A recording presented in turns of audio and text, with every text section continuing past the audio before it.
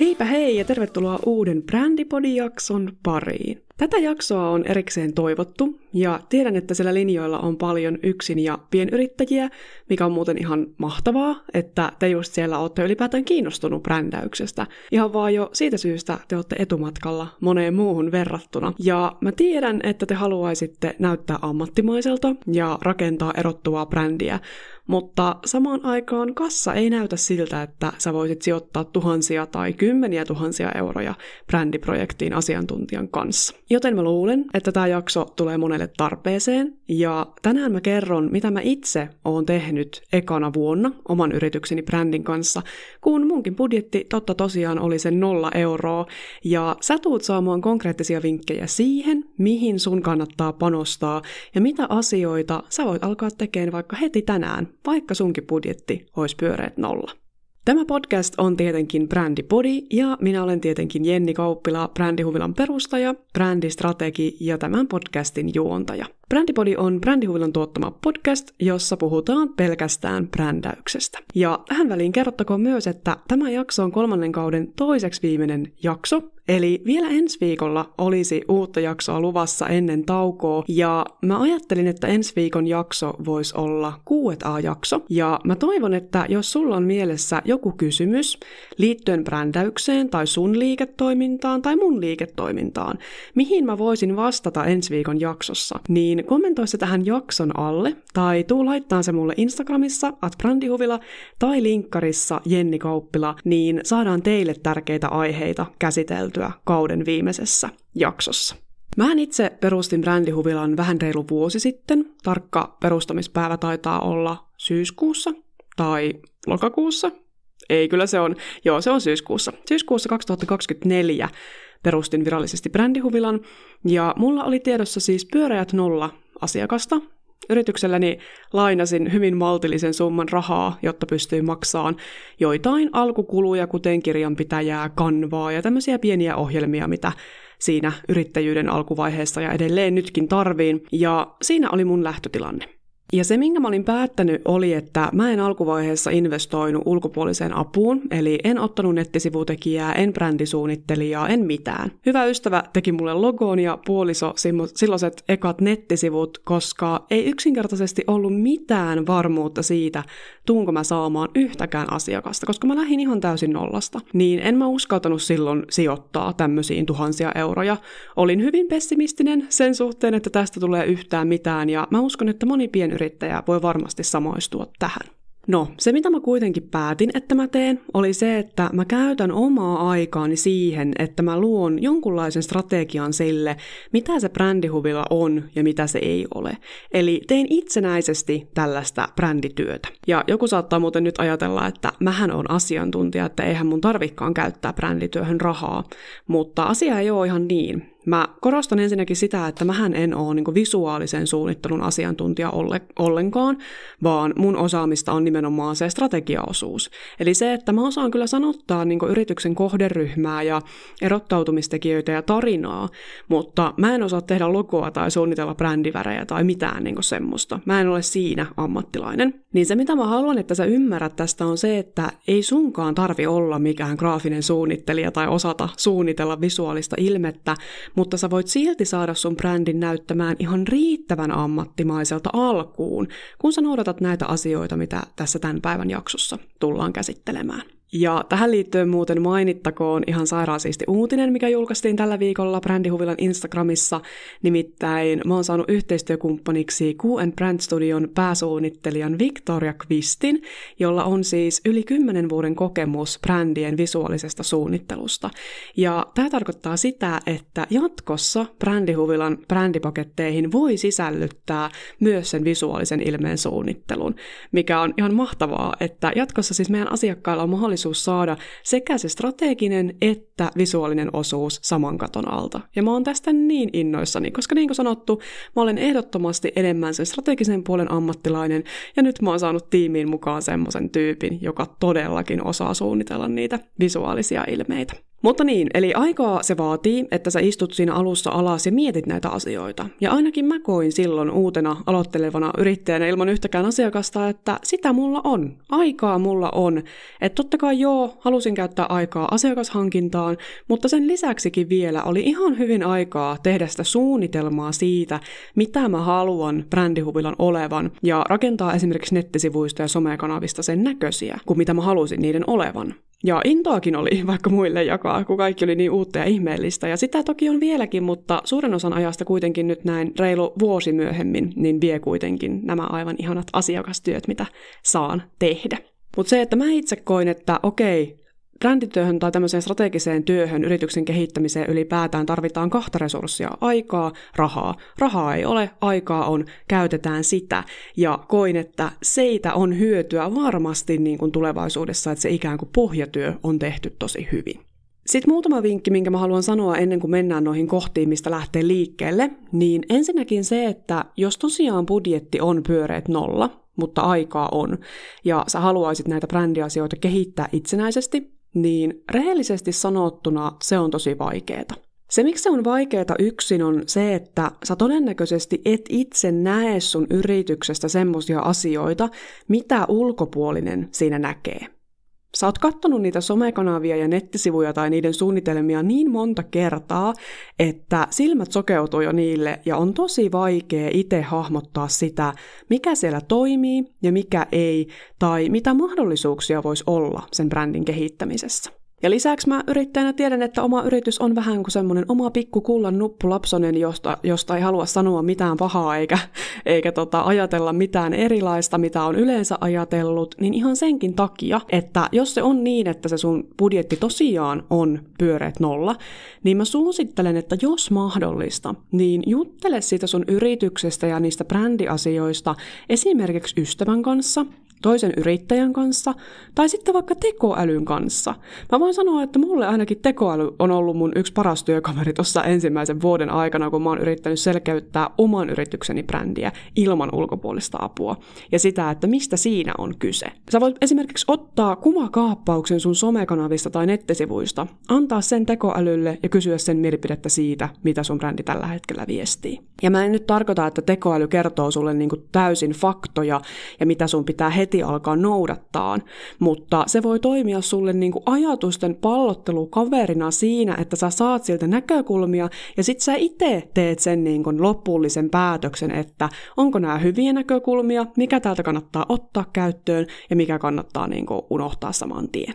Eli vaikka se sun budjetti olisi 0, niin pyrkisin käyttämään jotakuta apuna, joka voisi katsoa asiaa ulkopuolisena, ikään kuin tuorein silmin. Sitten toinen pointti, jonka haluan sanoa, on se, että mieti myös sitä, että onko se budjetti oikeasti täysin 0. Jos oikeasti on, tilanne on se, että yhtään ylimääräistä ei ole, fine. Mutta monesti meillä voi myös olla tilanne, että itse asiassa sinne yrityksen tilille on hillottu pahan päivän varalle rahaa, tai että nostetaan itselle palkkana rahaa enemmän, mitä välttämättä oikeasti tarvisi. Ja mä sanon tämän siksi, koska mä voin luvata, että jokainen sijoitus, jonka sä teet brändityöhön asiantuntijan kanssa, jos on siis hyvä asiantuntija kyseessä, niin se maksaa kyllä itsensä takaisin. Et mä haluan myös rohkaista teitä pienyrittäjiä siihen, että jos mahdollista, investoikaa teidän yrityksen kehittämiseen. Se, mitä isot yritykset tekee jatkuvasti, on investointi. Ne investoi yrityksen pääomaa esimerkiksi asiantunteviin työntekijöihin, ulkopuoliseen apuun, konsultointiin ja niin edelleen. Ne investoi rahaa, jotta ne voi tehdä lisää rahaa ja kehittää sitä yrityksen toimintaa. Investointi on rahaa, joka maksaa itsensä takaisin ja useimmiten vielä koron kanssa. Ja kulu sen sijaan on kulu, joka on pakko maksaa, mutta se ei välttämättä maksa itsensä takaisin mitenkään. Ja brändityöhön rahan laittaminen on ehdottomasti investointi, eli se tulee maksamaan itsensä takaisin ihan varmasti. Ja voin sanoa ainakin omalla kohdalla, että ihan ensimmäinen asia, mihin tulevana vuonna aion itse investoida, on se, että ammattilainen suunnittelee brändihuvilan visuaalisen ilmeen ja ehkä myös auttaa vähän tuossa strategisessa puolessa, koska niin kuin sanoin, sitä on tosi haastavaa tehdä omalle yritykselle. Ja jos mietit, minkälaista milläkin summalla voit brändityötä saada, niin brändityön hinnoista löytyy ihan oma jakso, muutama jakso tästä taaksepäin, niin se kannattaa myös käydä kuuntelemassa. No mutta siinä oli lyhyt alustus aiheeseen, mitä mä ajattelen tästä pienyrittäjien brändin rakentamisesta. Sinänsähän pienen tai suuren yrityksen brändin rakentaminen ei eroa toisistaan, muuta kuin että jos kyseessä on isompi yritys, on työntekijöitä, yhteistyökumppaneita ja muita sidosryhmiä, niin silloin ne brändin vaikutukset on huomattavasti laajemmat. Ja silloin sitä brändityötä tehdessä kannattaa jo miettiä sitä, miten se brändi vaikuttaa asiakkaiden lisäksi niihin muihin sidosryhmiin. Mutta nyt tämän päivän jaksossa keskitytään oikeastaan siihen, mitä se brändi on sun asiakkaille, ja sanon vaan sen, että jos sulla pienyrittäjänä on työntekijöitä, niin pidä vaan huoli siitä, että ne työntekijät myös tietää ja ymmärtää sen, mistä teidän brändissä on kyse, jotta he osaa myös toimia teidän brändin mukaisesti asiakkaiden kanssa. Ja Brändipodin tämän kauden jaksossa 7 ja 11 esimerkiksi puhutaan lisää tästä aiheesta, jos haluat kuunnella. Mutta ensimmäinen asia, mistä kannattaa lähteä liikkeelle, on selkeys. Kun asiakas törmää sun yritykseen, sillä pitää heti tulla ensinnäkin joku fiilis siitä sun yrityksestä, ja sen täytyy tosi nopeasti tässä nopeassa somemaailmassa ymmärtää, mitä sun yritys tarjoaa. Ja tässä moni menee jo alkujaan vihkoon, ja se johtuu yksinkertaisesti siitä, että nimenomaan ei olla käytetty rahaa, eikä edes omaa aikaa siihen, että mietittäisiin näitä juttuja. Istuttaisiin alas ja kirjoitettaisiin ylös, mistä tässä meidän yrityksessä on kyse. Semmoisia juttuja, mitä mä lähdin miettimään silloin, kun Brändihuvilaa perustin, oli, että ketkä mun unelma-asiakkaita ensinnäkin olisi. Sitten se, että mitä fiiliksiä mä nimenomaan haluan ihmisissä herättää, kun ne törmää Brändihuvilaan. Ja itse asiassa jo yrityksen nimen valinta on parhaimmillaan jo mietitty juttu, että se herättää sellaista fiilistä, mitä halutaan. Kuvaa ehkä sitä toimintaa, on helppo lausua, taipuu eri tavalla eri konteksteihin ja niin edelleen. Yksi hyvä vinkki tähän selkeyttämiseen on se, että sen lisäksi, että sä mietit, että kenelle sä tätä teet, eli ketkä on niitä sun unelma-asiakkaita, niin yritä tiivistää yhteen lauseeseen se, että mitä asiakas sulta saa. Mikä on se sun asiakkaan kipein ongelma, jonka sun yritys ratkaisee? Ja mistä asiasta sä haluat, että sun yritys tunnetaan? Ja sitten toisekseen lähtisin miettimään sitä fiilistä, että minkä fiiliksen sä haluat asiakkaissa herättää, kun ne kuulee sun yrityksen nimen. Tässä mä itse esimerkiksi tein erilaisia moodboardeja, eli mikähän ne on suomeksi. Etin tämmöisiä tunnelma-fiiliskuvia ihan Canvasta, ilmaisista kuvapankeista, ja miksei näitä voisi etsiä ihan lehdistä ja leikata ja liimata itselle kartongille, että sä saisit jonkunlaisen käsityksen siitä, miltä se sun brändi näyttää. Koska se on äärimmäisen isossa osassa siinä, että mikä fiilis siitä sun yrityksestä ekana tulee mieleen, kun sen näkee. Ja tää on oikeastaan brändin rakentamisen yksi ydinjuttuja, että me voidaan luoda täysin samasta tuotteesta tai palvelusta täysin erilainen brändi. Siihen vaikuttaa moni asia, mutta tosi paljon se ensivaikutelma, että miltä se sun brändi näyttää. Miettikääpä nyt esimerkiksi vaikka taas meidän ruokakauppoja Suomessa, Prisma ja City Market. Täysin sama palvelu, täysin eri fiilis, mikä niistä tulee. Kun sä mietit Prismaa, sulla tulee mieleen todennäköisesti heidän vihreä väri, heidän semmoiset kepeät mainokset. Ja jos taas Sittaria, tulee mieleen heti punainen väri ja jotenkin semmoinen ehkä kovempi vaikutelma. Tulee myös mieleen se heidän, vitsi mä en nyt muista sen ihmisen nimeä, joka heidän kasvona on, mutta tämä Sittarin Ari, joka näissä mainoksissa seikkailee. Niin tämmöisiä asioita tulee mieleen. En tiedä, saatteko kiinni. Mutta että tätä lähtisin itse hahmottelemaan siinä aika alkuvaiheessa, että mitä tunnelmaa, mitä mielikuvia, mitä muistijälkiä sä haluat sun brändin viestivän. Sitten tässä kohtaa on hyvä vähän käydä katsomassa myös sun kilpailijoita, ja senkin sä voit tehdä ihan täysin itse. Siihen ei tarvitse pankkikorttia vinguttaa, että sä käyt läpi heidän nettisivuja, somekanavia ja katot mitä he tekee.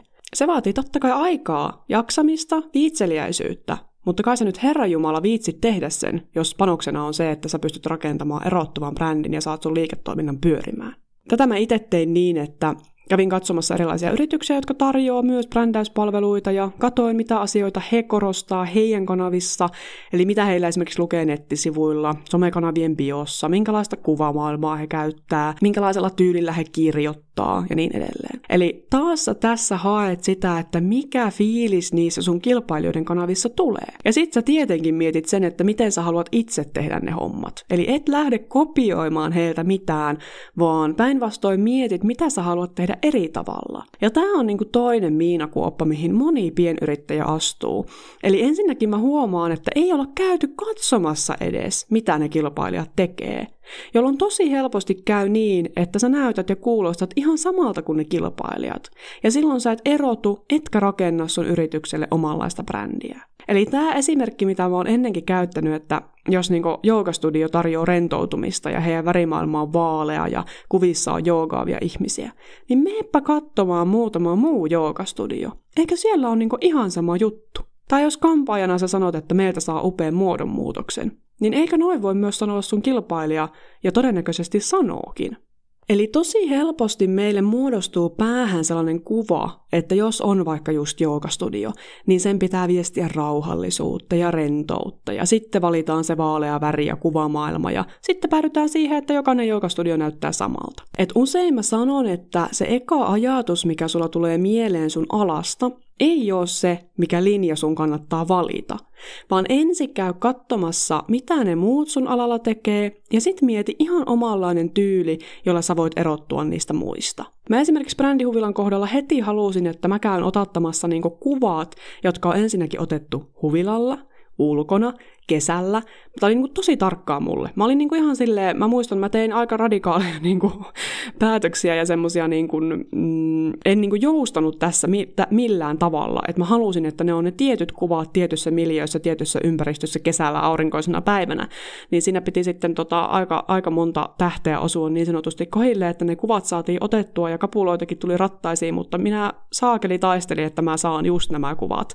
Ja mä oon itse näissä kuvissa se valkoinen puku päällä ja näin edespäin. Mä en tälleen niin kuin vuosien jälkeenpäin sanoa, että ne mun kuvat on niin kuin supererottuvia. Kyllä varmasti löytyy muitakin asiantuntijayrittäjiä, joilla on se valkoinen puku päällä ja läppäri tai kahvikuppi mukana kuvissa. Läppäriä mä en muistaakseni kyllä edes ottanut kuviin, koska mä ajattelin, että siihen mä vedän rajan, että kaikilla on läppäri kuvissa, minä en ota läppäriä niihin. Mutta kahvikuppia otin ja peruskynää ja paperia ja tommosta. Ei se nyt niin kuin supererottuvaa ole. Mutta sen mä uskallan sanoa, että yhdenkään suomalaisen niin kuin bränditoimiston kuvia niin ei ole otettu järven rannalla, huvilalla. Eli mä ainakin niin kuin halusin heti viedä tämän koko brändihuvilan maailman ihan johonkin semmoiseen ympäristöön, mihin ei ensimmäisenä bränditoimistoa vietäisi, ja sillä jäädä mieleen ja erottua muista alan toimijoista. Ja tälleen nyt vuoden kokemuksella mä sanon, että se on ehkä toiminut ihan hyvin. Kyllä mä sanon, että niin kuin mulle on moni tullut sanoa, että mä oon just niin kuin jäänyt mieleen. Muutamat on tullut sanoa, että brändihuvilan nimi on tosi hyvä, että se jää niin kuin heti mieleen, ei tarvinnut yhtään miettiä, että kuka se olikaan, kun laittoi mulle viestiä, vaan tuli heti nimi mieleen, niin ehkä mä oon siinä onnistunut ihan kohtalaisesti. No sit päästään lempikohtaani, ja tää on yhtenäisyys. Tämä on siis mun mielestä ihan saakelin simppeli asia, ja tähän koko brändin rakentaminen perustuu, ja silti tää on tosi monen yrityksen kohdalla jotenkin muka vaikeeta. Mä en tiedä, mistä se johtuu. Mä ihan oikeasti aidosti kysyn, että eikö siis kaikki ihmiset näe sitä, että hei, nämä mun nettisivut ja somet on ihan erityylisiä ja ihan erinäköisiä. Vai eikö ihmiset tiedä, että niiden pitäisi olla samannäköisiä? Ja mä ihan aidosti kysyn näitä, koska tää on mulle niin itsestäänselvä asia, että mä en ihan aina ymmärrä sitä, että miten tää voi olla niin monessa yrityksessä pielessä. Ja kun mä sanon, että tähän brändin rakentaminen perustuu, niin mä tarkoitan sitä, että brändin rakentaminen tarkoittaa käytännössä sitä, että ihmisille tulee joku tietty mielikuva mieleen sun yrityksen nimestä. Niin kuin aiemmin sanoin, että Prismasta tulee heti mieleen vihreä väri ja sittarista punainen ja sittarin Ari ja mitä niitä oli. Niin kaikessa yksinkertaisuudessaan brändin rakentaminenhan on sitä, että sä valitset, mitä sun brändistä tulee mieleen, ja sit sä toistat niitä samoja asioita joka paikassa. Mua siis ihan naurattaa tää, että minäkin täällä yritän esittää, että mä oon niin asiantuntija, kun osaa rakentaa brändejä, kun ei se ole mitään rakettitiedettä.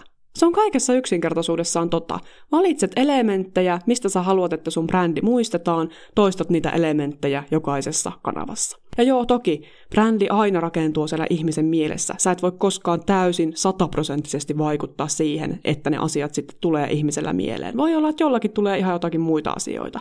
Sä et täysin hallitse sitä asiaa koskaan. Mutta hyvällä brändityöllä sä voit saada suurimman osan ihmisistä ajattelemaan niitä asioita, mitä sä oot halunnutkin.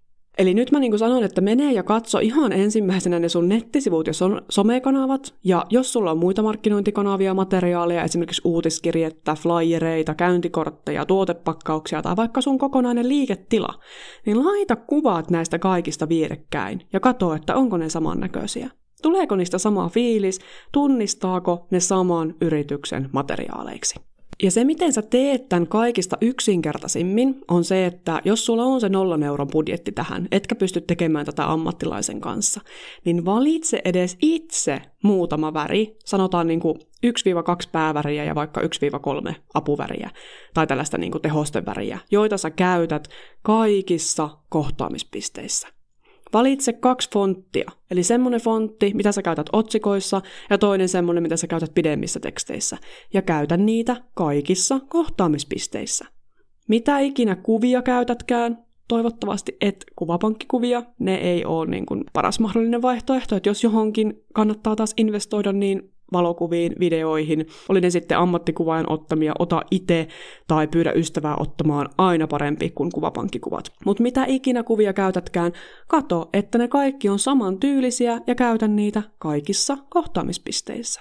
Ja tämä on se niin kuin isoin juttu, mikä tekee sun yrityksestä ammattimaisen olosen, vaikka sä et olisi sijoittanut euroakaan siihen, että ammattilainen katsoo nämä jutut. Totta kai ammattilainen tekee sitten vielä parempaa työtä. Hän osaa katsoa just ne oikeat värisävyt ja just ne oikeat fontit, jotka vielä niin kuin viestii niitä asioita, mitä sä haluat.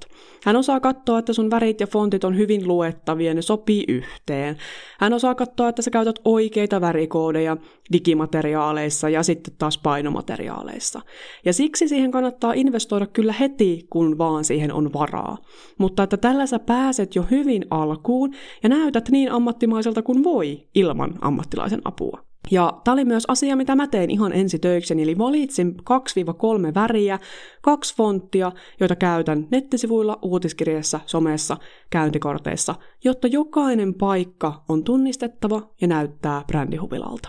Toinen, mihin sitten tämmöisen visuaalisuuden lisäksi kannattaa kiinnittää vielä huomioon, on se tyyli, jolla sä puhut. Se on myös niinku tosi semmoinen helppo paikka erottua, mitä suurin osa yrityksistä ei niinku käytä.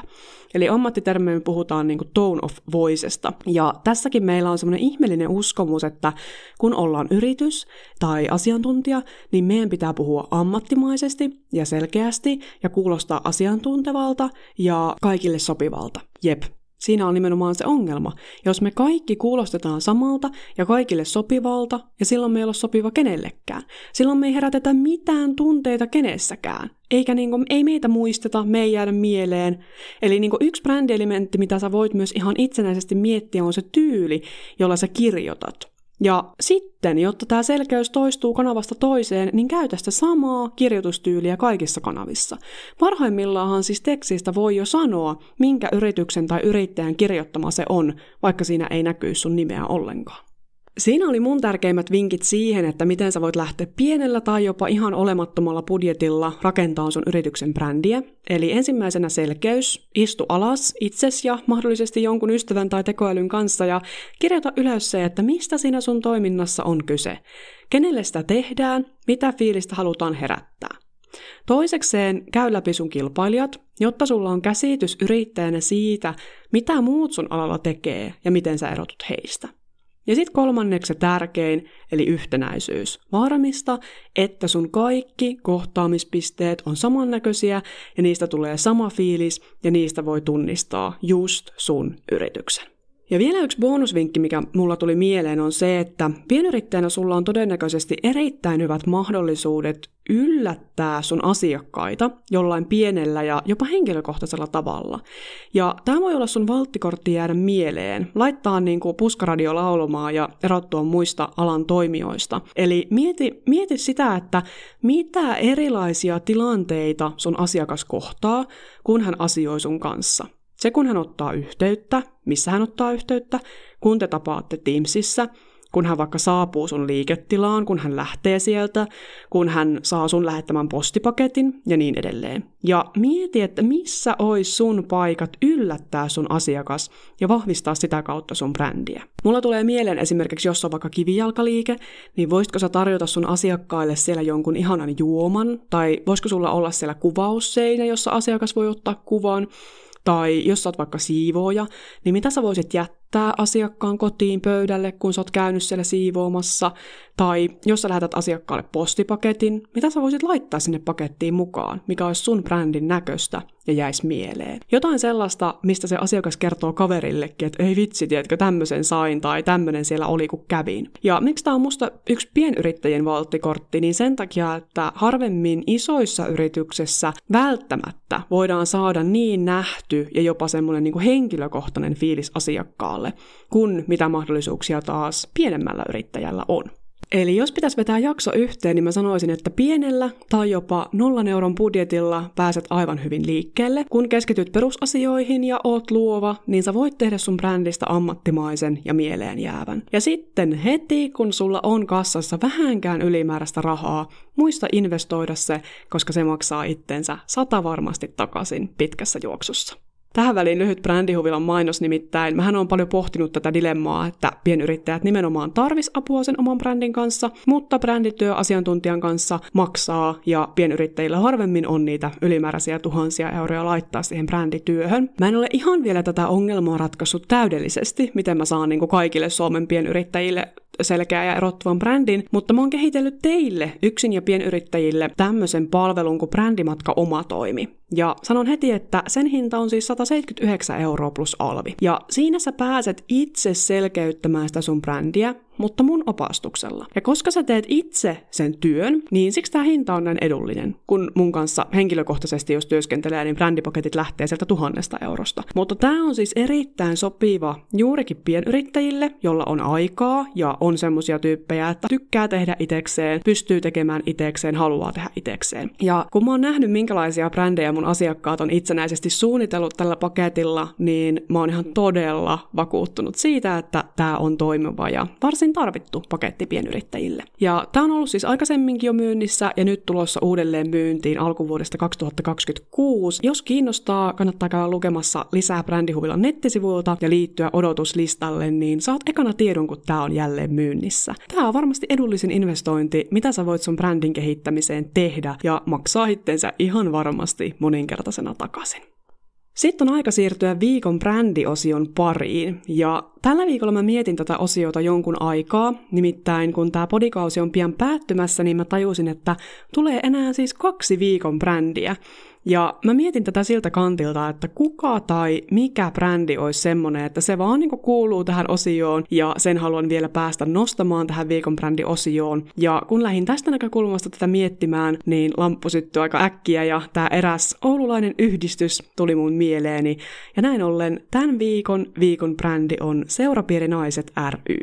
Seurapiirinaiset ry on siis oululainen yhdistys, joka haluaa omalla toiminnallaan tuoda uudenlaista kulttuuria naisten välille. Ja yhdistyksen on perustanut Salla Länsiranta, joka mä tiedän, että Sata varmasti kuuntelee tätäkin jaksoa, niin terveisiä sinne ihana Salla. Mulla on ollut kunnia tavata Salla muutaman kerran ja tässä tänä syksynä kuvata heille myös uudet brändivideot. Ja siis joka kerta kun Sallan tapaan ja lisäksi kun tuolla on kuvauspäivänä sain maistiaisen siitä, että minkälaista tää uudenlainen naiskulttuuri on, niin tää on jotain todella vaikuttavaa ja siksi he myös ehdottomasti ansaitsee paikkansa viikon brändiosiossa.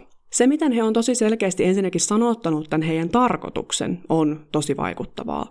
Vähän monesti puhun siitä, että ihmiset kaipaa merkityksellisyyttä elämäänsä, ja niin tämän brändin kohdalla on todella osattu sanottaa se, että miksi he on olemassa ja mitä he haluaa tuoda tähän maailmaan. Lisäksi se, miten Salla on perusteena tuonut kasvot tälle yhdistykselle, niin sehän tekee heistä tosi helposti lähestyttävän ja persoonallisen brändin, ja mä tiedän, että se ei ole aina helppoa tai omalla mukavuusalueella tuoda niitä kasvoja yritykselle, mutta se palkitsee aina. Ja kun heidän somet tai nettisivut avaa, niin heti sä saat kiinni sitä fiiliksestä, mitä he haluaa viestiä. Se on semmoinen tosi lämmin, ystävällinen, vähän pirskahtelevakin olo, mikä heistä syntyy.